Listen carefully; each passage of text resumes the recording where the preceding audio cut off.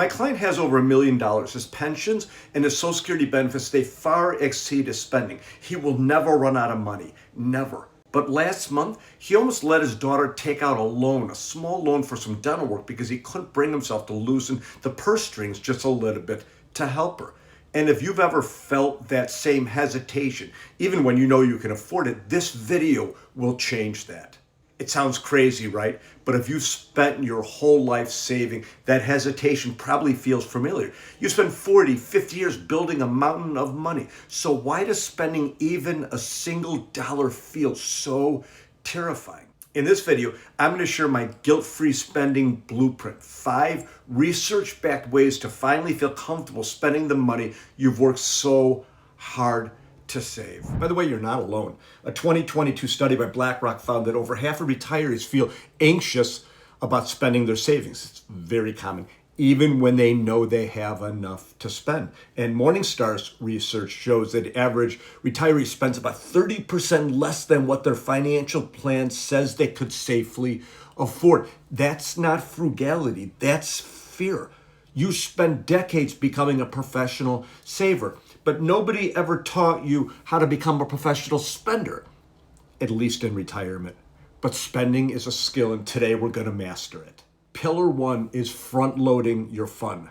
In survey after survey, the number one regret retirees express is not about what they spent. It's about what they didn't do while they still could. They waited too long. Then their health changed, the energy faded, and suddenly the window to do the things they always dreamed about doing quietly closed. I call it the zone of regret. The moment you realize you could spend more, but it's too late to truly do so. That's why the first pillar is so simple. Front load your fun. Retirement really happens in 3 chapters, right? The go-go years, the slow-go years, and the no-go years. The go-go years, that's when you have the most energy, the curiosity, the freedom. But a JP Morgan study found that household spending actually declines about 1% per year throughout retirement. And it's not because people can't afford to spend, it's because they choose not to. They wait for someday, and that someday never comes. So here's the rule: spend while you still can enjoy it. Plan the biggest adventures early. Take those trips, see the friends, make all those memories. In my client's case, that meant helping his daughter pay for that dental work. I told him, every time she smiles, you'll remember you did that. You help with that. You'll get to see that. And that moment of pride, that's what the money is for. You're not spending down your wealth. You're cashing in on your life. You have permission to prioritize experiences over your heirs' inheritance, because the best gift you can give them, that you can demonstrate for them, is a life well lived. Pillar number 2 is create your own permission to spend fund. This is a very simple and powerful hack, one of the most I've ever seen.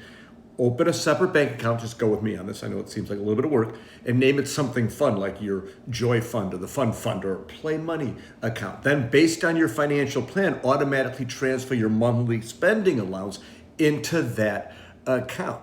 Here's why this works: because your brain hates watching your savings shrink. And neuroscience research from Cambridge University finds that the pain centers in your brain actually activate when you spend money. The same region that lights up when you stub your toe or something like that. Ow. But when you reframe your spending, when it's in a separate fund account, the guilt melts away. That's the whole objective. That money already has a purpose, and that purpose is to be spent.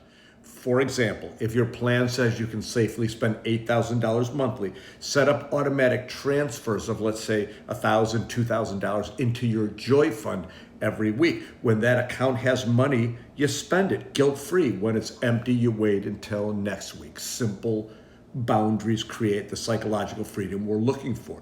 And this simple trick rewires decades of saver conditioning. Instead of thinking I'm losing money, you start thinking I'm gaining aspects of life.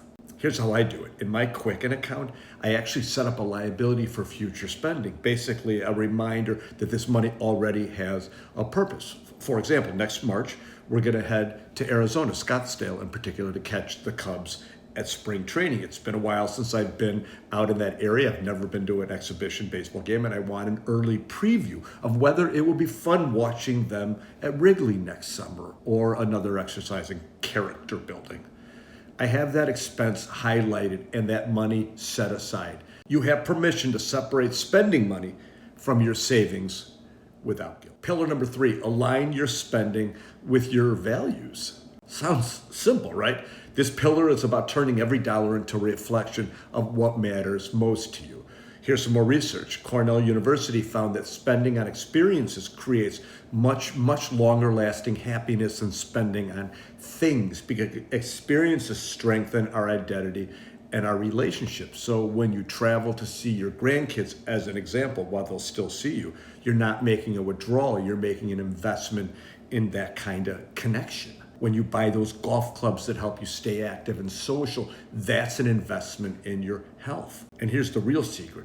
The clearer your values are, the less guilt you feel. Morgan Housel says it perfectly in his new book, The Art of Spending. Money doesn't create happiness. It amplifies what's already there. That means the way we spend isn't just about the math. It's a mirror of who we are.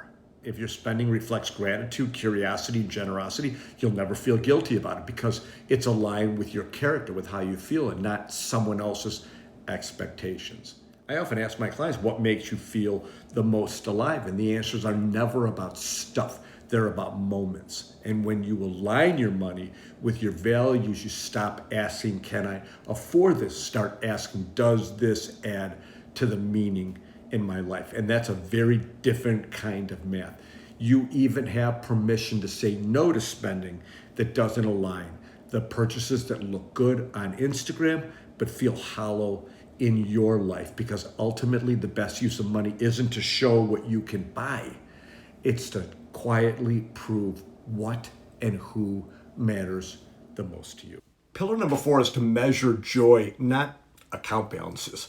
This one might be one of my favorites because it's the complete opposite of everything Wall Street teaches you, to obsess over your net worth. Instead, let's track your life worth. Let's call it your joy ROI, your return on intention. If a purchase brings meaning, ease, or connection, that's a great return. Here's some research. A University of Chicago study found that after a certain point, more money doesn't buy more happiness, but how you use it absolutely can. So here's something you can do.